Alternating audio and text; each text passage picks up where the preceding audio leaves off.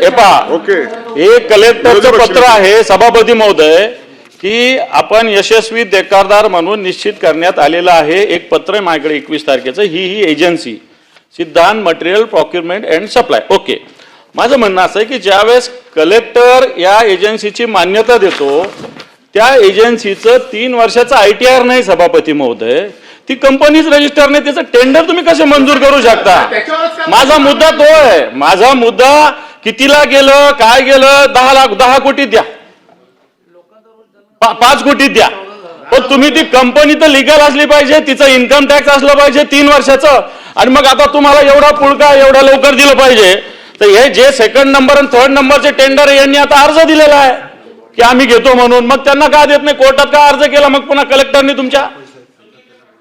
मग तुम्ही चुकी म्हणजे आता मग माझा मुद्दा असा आहे की संस्थाच रजिस्टर नाही सभापती महोदय. माझ्याकडे या संस्थेनं भागीदारी ऑफिसमध्ये केलेल्या अर्जाची प्रत आहे.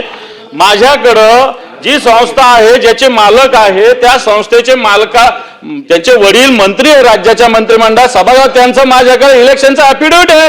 याच्यामध्ये 0 रुपये दाखवलेले मुख्यमंत्री महोदय, आणि तो 67 कोटीचा टेंडर कसा घेऊ शकतो हा माझा प्रश्न आहे. मग 4 महिन्यामध्ये 67 कोटी कुठून येणार आहे?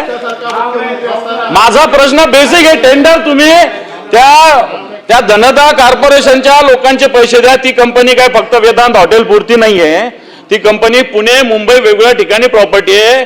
राष्ट्रीय स्वयंसेवक संघाचे संघचालक आबासाहेब देशपांडे यांनी निर्माण केलेली ही हॉटेल आहे. सगळ्यात महत्वाचं त्यांची पण त्याच्यामध्ये इन्व्हेस्टमेंट आहे. आणि असं असताना असं सगळं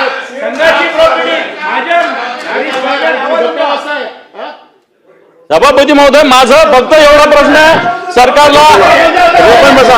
सभापती महोदय विरोधी पक्ष माझा प्रश्न असा आता मंत्र्यांना की जी कंपनीच रजिस्टर नाही, जिचं इन्कम टॅक्स 3 वर्षाचं नाही, हिला टेंडर देता येतं का? नसेल तर या कंपनीवर FIR करा, हिला ब्लॅकलिस्ट करा, हा माझा प्रश्न आहे.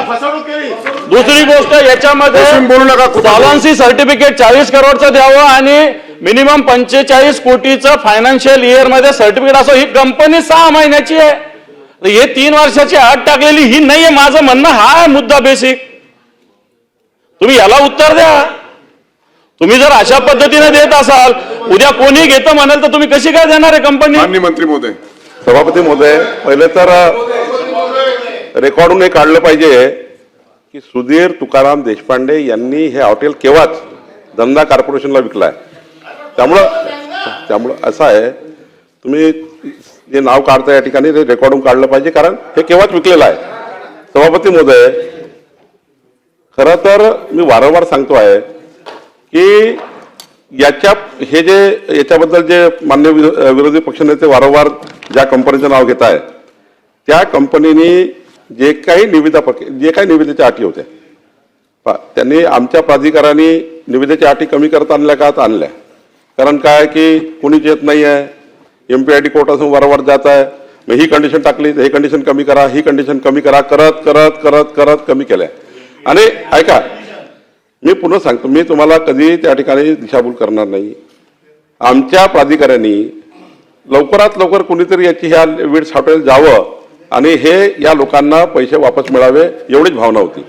आता या ठिकाणी कंडिशन कमी करत करत करत नेल्या आणि जे लोक आले त्याच्याबद्दल जेव्हा आक्षेप आला तेव्हा शासनाने किंवा तातडीने आमच्या प्राधिकाऱ्यांनी निविदा रद्द केली. मी आताही आपल्याला सांगतो, आता निविदा रद्द झाल्यामुळं आणि त्यामुळं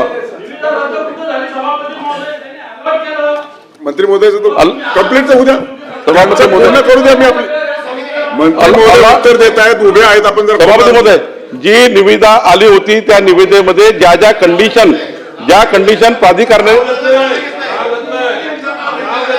अरे मंत्री महोदय उत्तर देत आहेत.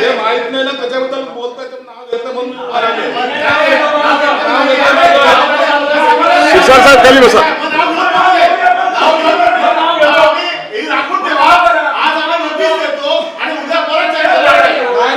आपण जरा बसा. मंत्री महोदय उत्तर देत आहेत.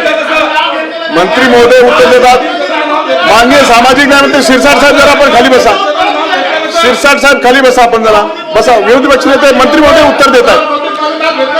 मंत्री महोदय उत्तर देत आहेत. आपण मी वारंवार सभागृहात अर्ध्या 15 मिनिटांपासून सांगतोय की ही निविदा प्रक्रिया संपूर्ण रद्द झाली आहे. त्यामुळे आता याच्यामध्ये चर्चा करण्यामध्ये काही अर्थ उरत नाही आणि ज्या ज्या कंडिशन प्राधिकरण टाकल्या होत्या त्या कंडिशन प्रमाणे निविदा झाली होती. 25% रक्कम ही कंपनी भरू शकली नाही म्हणून यांची निविदा रद्द केली. त्यामुळे निविदा रद्द केल्यामुळं आता लक्षवेधीला अर्थ उरत नाही. भाई जगताप